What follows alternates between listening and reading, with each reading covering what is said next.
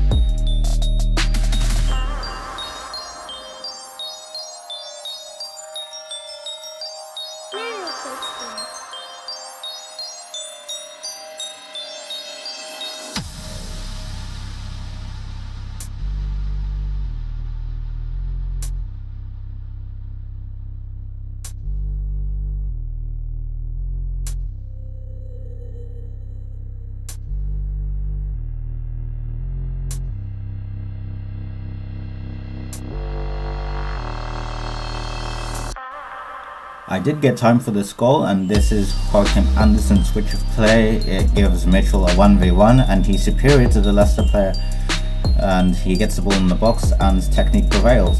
This is a goal of very high class in caliber. Andersen, Mitchell and Elise, which is also why Arsenal paid £50 million for Ben White. Of course, Andersen would go for that kind of fee had he had pace.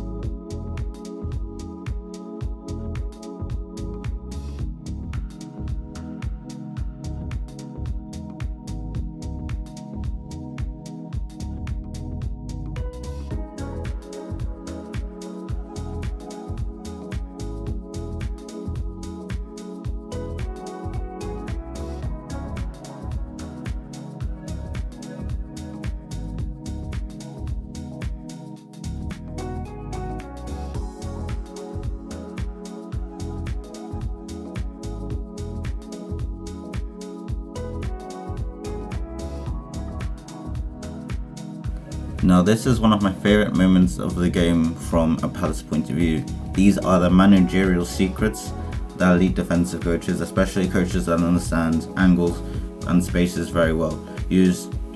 Guhi is blocking the far corner of the goal. Atletico Madrid do this. Arteta teams do this. So these are stuff that great defensive coaches have their teams do, and it means that he now has to shoot now to the near post, usually the middle of the goal, because the far post is blocked off. That is the hardest place for the keeper to get to. So why not have a player that's not even marking but running in there? And I think I don't know if it's Ward or Anderson in the middle, but he is covering the far post. You'll see he could slide there and actually block the goal. This is one thing they do very good. When you think you have a 1v1, they get lots of men in between the ball carrier and the goal, and even behind the goalkeeper many times. And yes, it's a very good way to prevent what for other teams might even be a certain goal.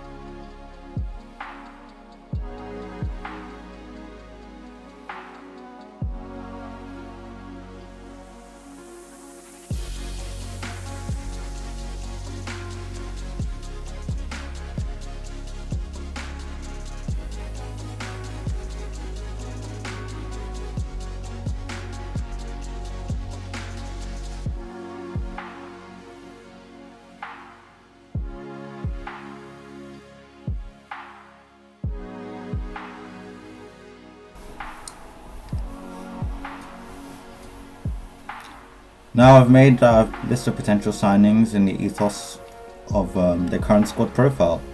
So it starts with Zan Suzuki, the Japanese Ghanaian goalkeeper, who's very good at playing from the back. He's got insane reflexes. Really take a look out from him. He's going to be big in the football world.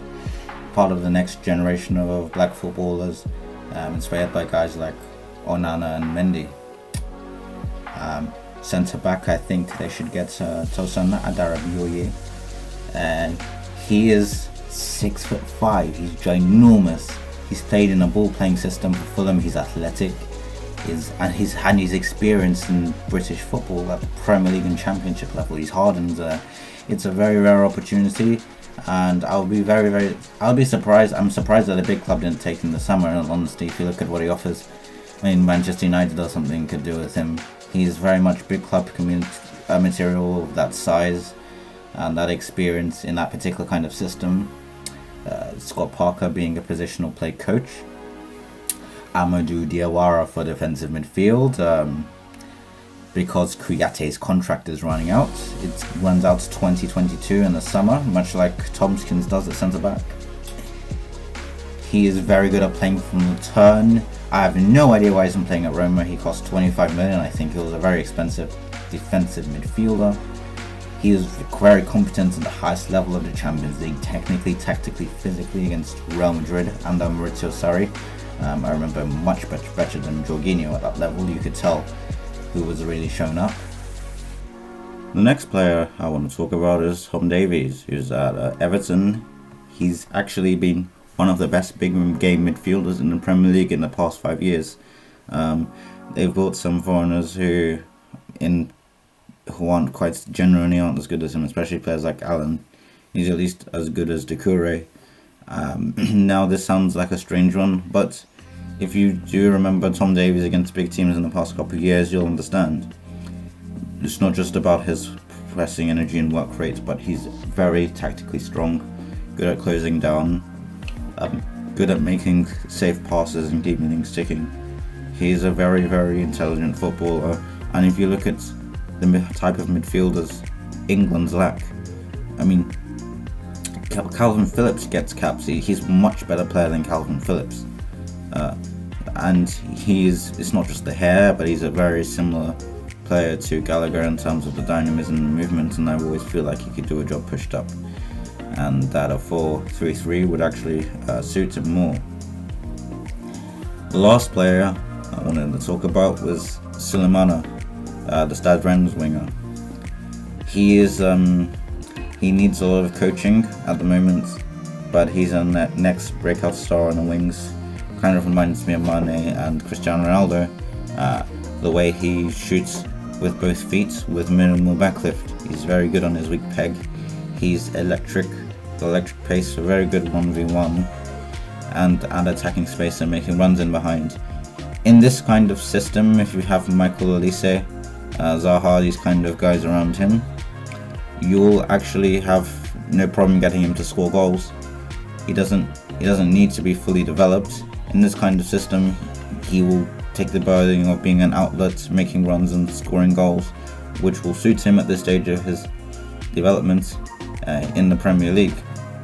So those are my thoughts on what they need, what they could do in the summer transfer window, and I think that they have a very good chance at a European push, as I've been watching them this season. They've only lost in the league one game, which was to Liverpool, which is very impressive, especially given they've faced Arsenal and City. They beat City away, and I saw them at home away to Arsenal, and I was like, oh, do you know what? This isn't going to be a rollover for Man City. They can get a result. They played a very technically strong game. They had a balance between playing up from the back and going long. They actually played some pretty nice stuff and combinations at that point. And Manchester City, they completely blocked the middle. Crystal Palace played a high block, a very tactically disciplined performance. And Man City was not strong enough on the wings.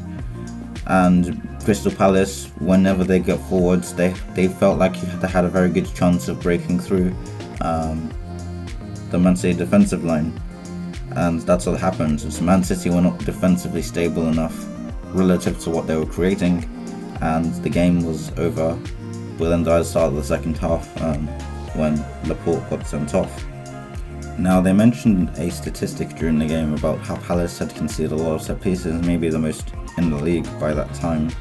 I can't remember how true that is, but something along those lines. Guhi is a 5'11" centre back, and that's where some height is lost. Gaeta is also pretty short, very short for goalkeeper, maybe just about as short as you can get away with. So even though they could be better coached from set pieces, that's an avenue for improvement. Arsenal actually conceded a few set pieces last season, and without Gabriel had no aerial dominance. But what they did was they put every single man inside the penalty box to counteract that. And maybe at this stage that it will suit Crystal Palace, of course, which is why I think that Tosin Adaraboye is a very good opportunity, because he's 6'5", and he's basically got it all. He's good on the ball, he's 6'5", and he's athletic, which is, I don't know how he's not at a big club. Maybe he'll go straight to Fulham, to a big club, because it doesn't make much sense. Maybe he decided to stay there for his development, and he had offers, and he maybe wants to improve a bit more. But if you can get that kind of deal, and it's transformational, because tall centre backs that are good on the ball, good at defending in variety, especially high lines, are very rare. That are strong in the air, can play high lines, and good on the ball. That is hyper expensive, and a lot of people will be suggesting centre backs, small centre backs, and I'm saying no, especially in the Premier League.